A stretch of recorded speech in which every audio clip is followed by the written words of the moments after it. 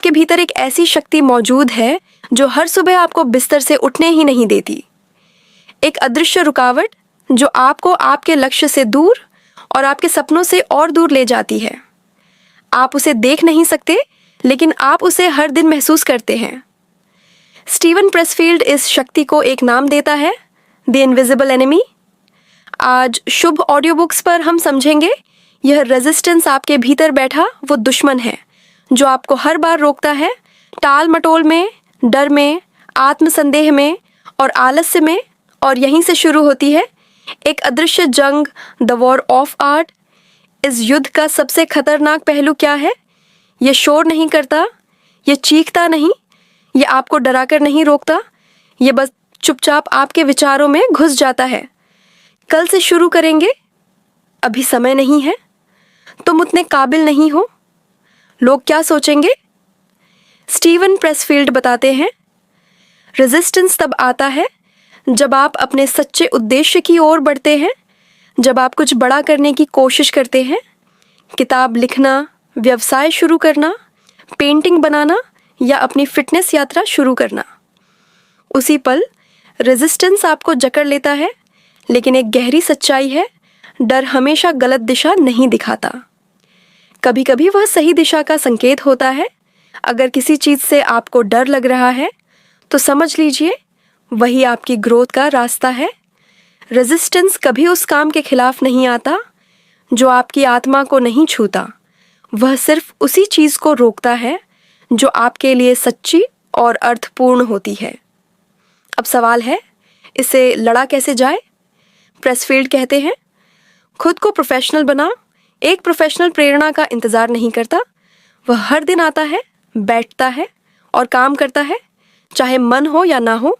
जैसे एक डॉक्टर हर दिन क्लिनिक जाता है, वैसे ही एक लेखक हर दिन लिखता है, एक कलाकार हर दिन बनाता है और एक योद्धा हर दिन लड़ता है। जब आप अनुशासन के साथ काम करना शुरू करते हैं तो एक बदलाव आता है। प्रेरणा इंतज़ार नहीं कराती, प्रेरणा खुद आने लगती है। इसे ही प्रेसफील्ड म्यूजिस ग्रेस कहते हैं। रचनात्मक ऊर्जा उन लोगों के पास आती है जो खुद को तैयार रखते हैं। रेजिस्टेंस की एक और चाल होती है, डर का इस्तेमाल करना। यह आपको याद दिलाता है, तुम पहले भी फेल हुए हो, लोग हंसेंगे, रिस्क बहुत बड़ा है। लेकिन सच्चाई यह है, डर हमेशा रोकने के लिए नहीं आता, कभी कभी वह आगे बढ़ाने के लिए आता है। हर दिन जब आप कुछ नया शुरू करते हैं, रेजिस्टेंस तुरंत सामने आ जाता है। लेकिन महान लोग हर दिन एक ही समय पर काम करते हैं। ये कोई जादू नहीं है, यह अनुशासन है। जब आप रोज सुबह उठकर अपने लेखन, पेंटिंग या बिजनेस पर बैठते हैं तो धीरे धीरे रेजिस्टेंस कमज़ोर होने लगता है और आपकी पहचान मजबूत होने लगती है। आपके अंदर भी वही लड़ाई चल रही है, एक तरफ रेजिस्टेंस और दूसरी तरफ आपका सपना। और आज आपको एक फैसला लेना है, क्या आप एमेटर बने रहेंगे या फिर एक प्रोफेशनल बनकर अपने सपनों को हकीकत में बदलेंगे? क्योंकि यह लड़ाई सिर्फ काम की नहीं है, यह लड़ाई आपकी पहचान की है और आपके भीतर छिपी उस शक्ति की है जो अभी तक सो रही है। और जब आप हर दिन इस आंतरिक युद्ध को जीतते हैं, तभी कलाकार जागता है, योद्धा बनता है और इंसान बदल जाता है। और यही वह मोड़ है जहाँ कहानी सिर्फ समझने की नहीं रहती, वह जीने की बन जाती है। जब आप इस पूरी यात्रा को समझने लगते हैं कि रेजिस्टेंस सिर्फ एक बाधा नहीं बल्कि एक परीक्षा है, तो फिर अगला कदम और भी स्पष्ट हो जाता है। अब लड़ाई भावनाओं की नहीं रहती, अब ये सिस्टम की लड़ाई बन जाती है। हर दिन एक छोटा सा वादा अपने आप से, मैं आज काम करूँगा, चाहे मन हो या ना हो। और यहीं पर प्रोफेशनल और अमेच्योर के बीच की दीवार टूटती है। एक अमेच्योर कहता है, जब मन होगा तब करूँगा। लेकिन एक प्रोफेशनल जानता है, काम मन से नहीं, पहचान से होता है। और यही पहचान धीरे धीरे बदल देती है पूरा खेल। प्रेसफील्ड इसे बहुत सरल शब्दों में समझाते हैं, स्टार्ट, बस शुरू करो। कोई परफेक्ट प्लान नहीं, कोई परफेक्ट मूड नहीं, कोई परफेक्ट टाइम नहीं, बस शुरुआत। क्योंकि जैसे ही आप शुरू करते हैं, रेजिस्टेंस की पकड़ कमज़ोर होने लगती है। पहला कदम छोटा होता है, लेकिन असर बहुत बड़ा होता है। एक शब्द, एक पंक्ति, एक स्ट्रोक, और फिर अचानक आप रुकना भूल जाते हैं। यही वह क्षण होता है जहाँ काम आपको खींचने लगता है और रेजिस्टेंस पीछे छूट जाता है। डिसिप्लिन कोई सज़ा नहीं है, ये फ्रीडम है। क्योंकि जब आप रोज़ एक ही समय पर काम करते हैं, तो आपका मन समझ जाता है ये अब नेगोशिएशन नहीं है, ये आइडेंटिटी है।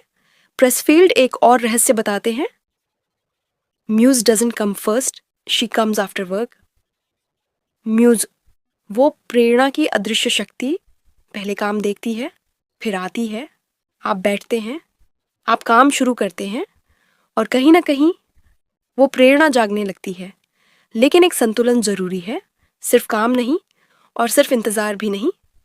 काम प्लस विश्वास बराबर क्रिएशन। जब आप काम करते हैं जैसे ये कोई सेक्रेड ड्यूटी हो, तो काम बदल जाता है, साधारण नहीं रहता, अर्थपूर्ण बन जाता है। हर दिन की छोटी जीत, एक पेज पूरा, एक आइडिया लिखा, एक प्रोजेक्ट आगे बढ़ा, ये छोटी जीतें धीरे धीरे एक बड़ा आर्मर बनाती हैं जो रेजिस्टेंस को कमज़ोर कर देती हैं। प्रेसफील्ड कहते हैं कई लोग इसलिए हारते हैं क्योंकि वे तुरंत परिणाम चाहते हैं। लेकिन कला या कोई भी मीनिंगफुल काम समय मांगता है, निरंतरता मांगता है और धैर्य मांगता है। और एक दिन आता है जब आप काम नहीं करते क्योंकि आपको करना चाहिए, बल्कि इसलिए करते हैं क्योंकि आप वही बन चुके होते हैं। रेजिस्टेंस अब भी मौजूद है, लेकिन अब उसकी आवाज़ कमज़ोर हो चुकी है, क्योंकि आपने उसे लड़कर नहीं, रोज़ जीत कर हराया है। और इसी निरंतरता में आपका काम आपकी पहचान बन जाता है।